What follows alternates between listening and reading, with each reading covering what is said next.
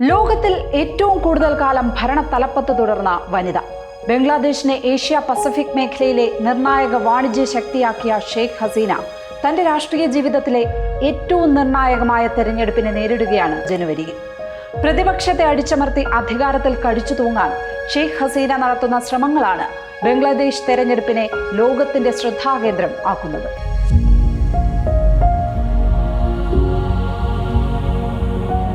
ഒരു കാലത്ത് ജനാധിപത്യത്തിന്റെ കാവൽ മാലാഖയായി വാഴ്ത്തപ്പെട്ടവൾ, 7 ലക്ഷം റോഹിംഗ്യർക്ക് അഭയം നൽകിയ കരുണാ സ്വരൂപിണി, സർവോപരി ബംഗ്ലാദേശ് രാഷ്ട്രപിതാവ് മുജീബുർ റഹ്മാന്റെ പ്രിയപുത്രി. അവിടെ നിന്ന് ഭയം പരിചയാക്കിയ ഏകാധിപതിയായി ഷെയ്ഖ് ഹസീന മാറിയത് എന്നു മുതലാണ്? 1996 മുതൽ 2001 വരെയായിരുന്നു ഷെയ്ഖ് ഹസീനയുടെ ആദ്യ ഭരണ കാലയളവ്. രാഷ്ട്രീയ അനിശ്ചിതത്വങ്ങളെയും അസ്ഥിരതകളെയും പഴങ്കഥയാക്കി 2009 മുതൽ പിന്നെ ബംഗ്ലാദേശ് കണ്ടത് ഹസീന യുഗം. 170 മില്യൺ ജനങ്ങളുടെ പ്രധാനമന്ത്രിയായി 19 കൊല്ലം തികയ്ക്കുന്ന ഹസീനയ്ക്ക് ഒന്നും ഒട്ടും എളുപ്പമല്ലായിരുന്നു. നവ ഇസ്ലാമിക് ഗ്രൂപ്പുകൾ ഉയർത്തുന്ന വെല്ലുവിളികൾ ഒരു വശത്ത്, ചോര ചിന്തിയ പട്ടാള അട്ടിമറികളുടെ ചരിത്രം മറുവശത്ത്.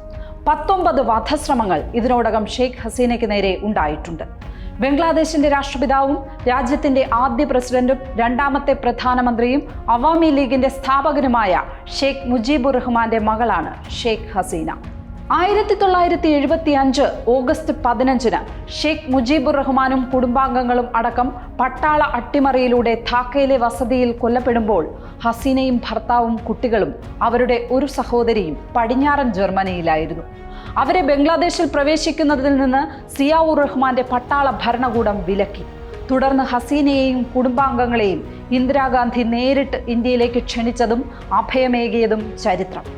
1981 അവാമി ലീഗിന്റെ പ്രസിഡന്റ് ആയതോടെയാണ് ഹസീനയ്ക്ക് ബംഗ്ലാദേശിലേക്ക് മടങ്ങാനായത്. പിന്നീട് അങ്ങോട്ട് ബംഗ്ലാദേശ് രാഷ്ട്രീയത്തിൽ പകരം വയ്ക്കാനില്ലാത്ത സാന്നിധ്യമായി ഷെയ്ഖ് ഹസീന മാറുന്നു.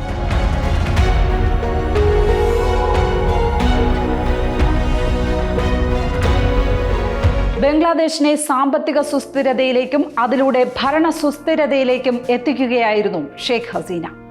ആഹാരത്തിന് വകയില്ലാതെ കഴിഞ്ഞ കാലത്ത് നിന്ന് $460 ബില്യൺ GDP-യുള്ള ഭക്ഷ്യ കയറ്റുമതി രാജ്യമാക്കി ബംഗ്ലാദേശിനെ മാറ്റാൻ ഹസീനയ്ക്കായി.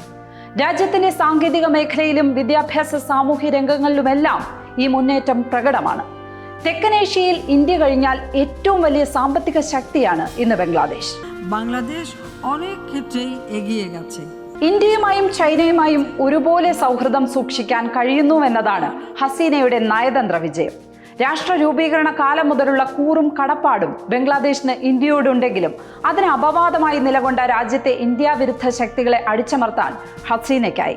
മാർഗരറ്റ് താച്ചറേക്കാളും ഇന്ദിരാഗാന്ധിയെക്കാളും കൂടുതൽ തവണ തെരഞ്ഞെടുപ്പിൽ വിജയിച്ച ബംഗ്ലാദേശിന്റെ ഉരുക്കു വനിതയ്ക്ക് ജനുവരിയിലെ ജനവിധി ഏറെ നിർണായകമാണ്. 19 വർഷത്തെ ഹസീന യുഗം അവസാനിപ്പിക്കാൻ കച്ചകെട്ടി ഇറങ്ങിയിരിക്കുകയാണ് രാജ്യത്തെ പ്രധാന പ്രതിപക്ഷ പാർട്ടിയായ ബംഗ്ലാദേശ് നാഷണലിസ്റ്റ് പാർട്ടി. ഹസീന രാജിവെച്ച് തെരഞ്ഞെടുപ്പിനെ നേരിടണം എന്ന ആവശ്യമുയർത്തി രാജ്യത്ത് വലിയ പ്രക്ഷോഭങ്ങളാണ് നടക്കുന്നത്.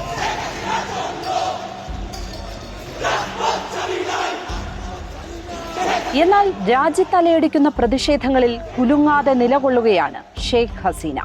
തെരഞ്ഞെടുപ്പ് ബഹിഷ്കരിക്കാനുള്ള ആഹ്വാനമാണ് BNP നൽകിയിരിക്കുന്നത്.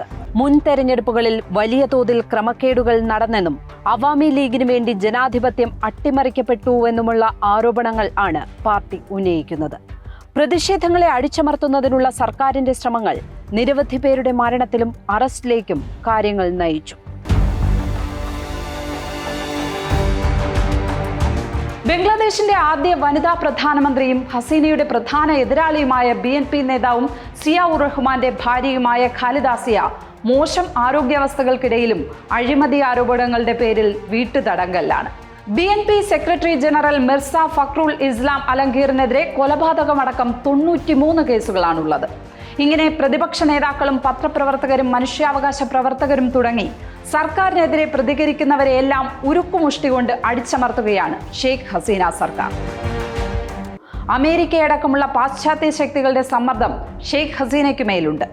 ബംഗ്ലാദേശിന്റെ ജനാധിപത്യ പ്രക്രിയയെ അട്ടിമറിക്കുന്നവർക്ക് വിസ നിഷേധിക്കുമെന്ന മുന്നറിയിപ്പാണ് ബംഗ്ലാദേശ് വസ്ത്രവിപണിയുടെ പ്രധാന ഉപഭോക്താവ് കൂടിയായ അമേരിക്ക നൽകുന്നത്. കഴിഞ്ഞ കുറച്ചു നാളുകളായി അമേരിക്കയിൽ നിന്നും നിരന്തര അവഗണന നേരിടുന്നുണ്ട് ഷെയ്ഖ് ഹസീന സർക്കാർ. ജനാധിപത്യ ഉച്ചകോടികളിൽ നിന്നും ബംഗ്ലാദേശിനെ ജോ ബൈഡൻ ബോധപൂർവം ഒഴിവാക്കുന്നുണ്ട്. അമേരിക്കയുടെ ചിറ്റമ്മ നയങ്ങളോട് പാർലമെന്റിൽ ഷെയ്ഖ് ഹസീന പ്രതികരിച്ചത് ഇങ്ങനെയാണ്: ലോകത്ത് ഏതൊരു ഭരണകൂടത്തെയും തൂത്തെറിയാൻ അമേരിക്കയ്ക്കാകും, പ്രത്യേകിച്ചും അതൊരു മുസ്ലിം ഭരണകൂടമാണെങ്കിൽ.